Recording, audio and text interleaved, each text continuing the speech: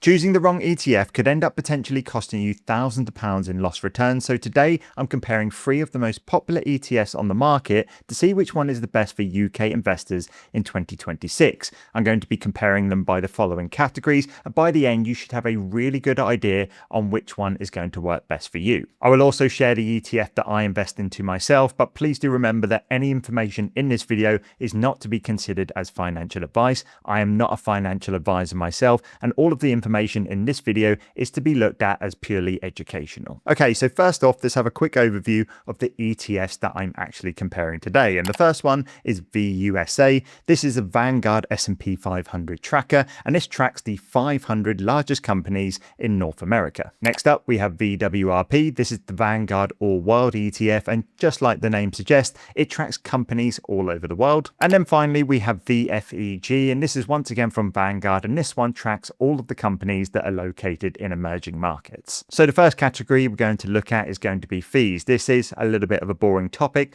but equally just as important as the rest of them. But generally speaking, ETFs as a whole are going to be very low fees, but still, even when comparing a small fee over a very long time, it can still make a very big difference. Taking a look at the fees of VWRP, their fee is an ongoing charge of 0.19%.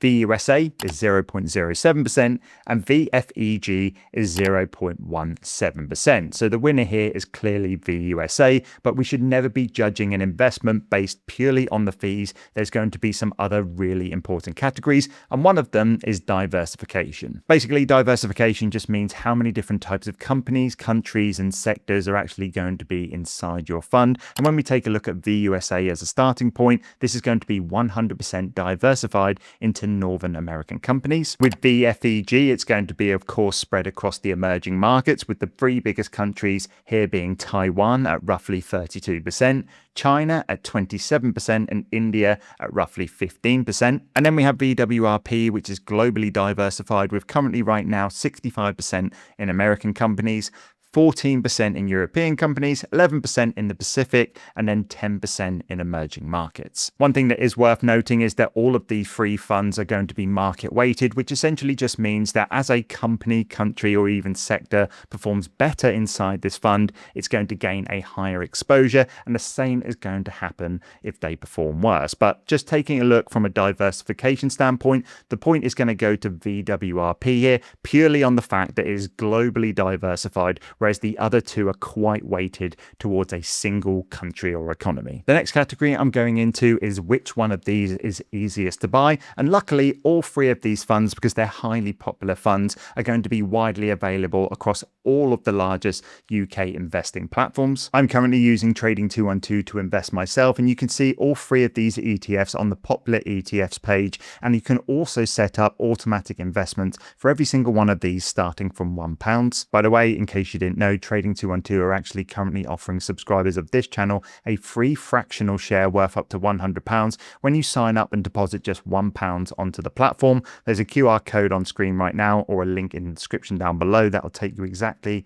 where you need to go. Or if you have already downloaded the Trading 212 app, you can just go over to the promo code section, enter code FELLAS, and as long as you do it within 10 days, you will still get your free fractional share. But when it comes to choosing a winner here, I'm going to have to give a point at all 3 of these because they're all equally as easy to buy if you're a UK investor. Okay, next let's take a look at past performance, and just a quick warning on past performance: just because a stock or fund has performed well in the past, it doesn't matter how long you actually go back, that does not guarantee that that stock or fund is going to continue performing that way in the future. However, I do still think that past performance is a really useful guide to take a look at, so I'm going to do just that. And also another warning, I do have a laptop down in front of me because I don't want to get these numbers wrong. So let's go through it, and starting with VWRP.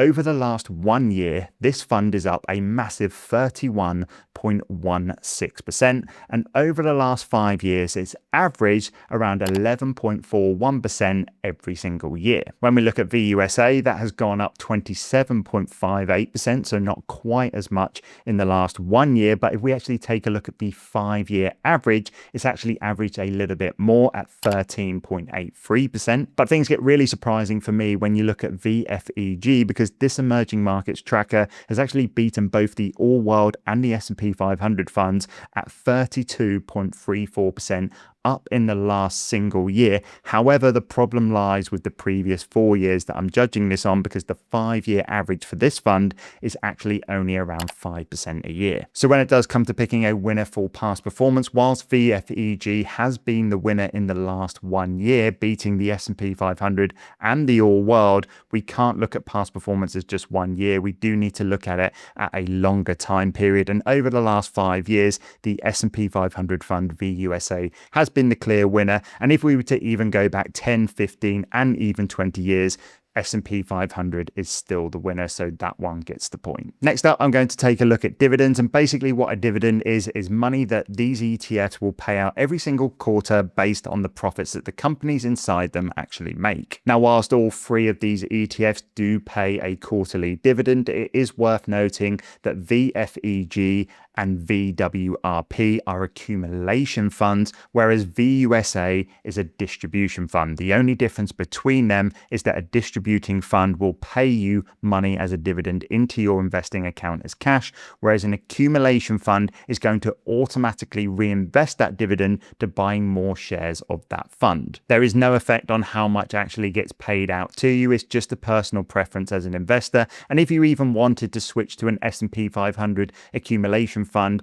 Vanguard does offer an equivalent fund to VUSA called VUAG that will automatically reinvest that dividend for you. However, though, one thing that does affect the amount of dividends that are actually paid out is how well and how much the dividends the companies inside these funds actually pay. And when we take a look at the dividends between all 3 of these, VUSA currently pays out a 0.9% dividend yield. Vanguard actually doesn't give you the data on accumulation funds on what they pay out, but I do know that VWRP ranges anywhere between 1.5 and 2%, and then VFEG also ranges between 2 and 3%, making the emerging markets fund here the winner. Next up, let's talk about currency conversions, and the first thing to note is that all 3 of these ETFs are GBP listed ETFs on the London Stock Exchange, which means initially when you buy into these funds, no currency conversion is going to have to take place, which means you will be able to avoid all of the forex fees that you usually would have to pay. However, once you do purchase into these funds, the underlying shares inside them are going to be based in different currencies, which means you're going to be introducing yourself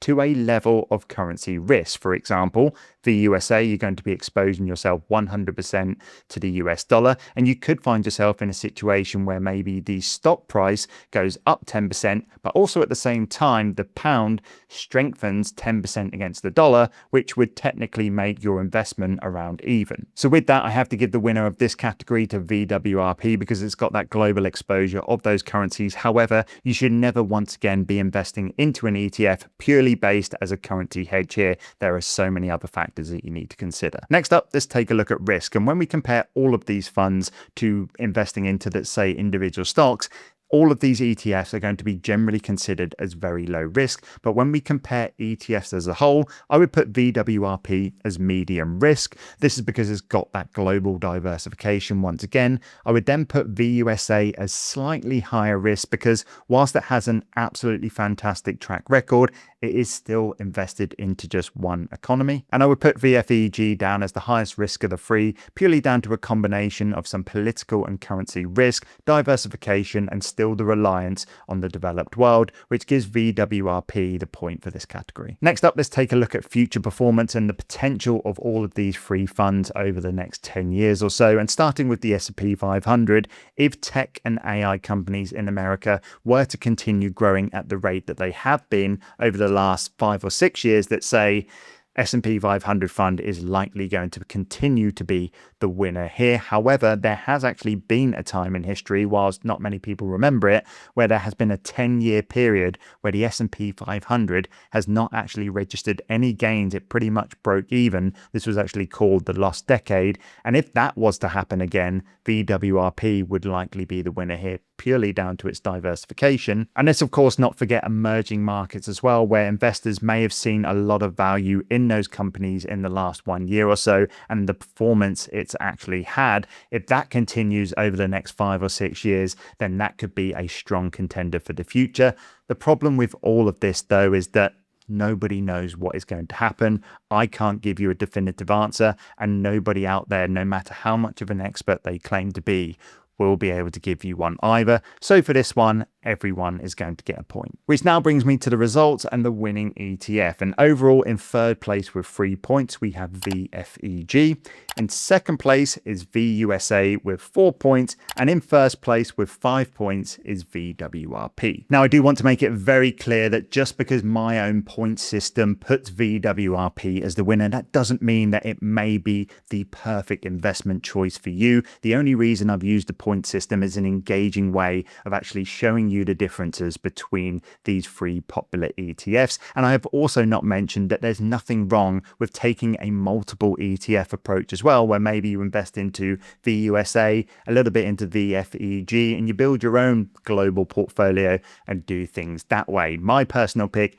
is just going with VWRP because I like a single fund approach, because that keeps things nice and simple for me, but that doesn't mean that it's going to be right for you. But I do hope you have found this video useful and it's given you a bit of a clearer idea on which ETF is going to suit your investing. Of course, as always, any questions, drop them in the comments below and I'll see you in the next one.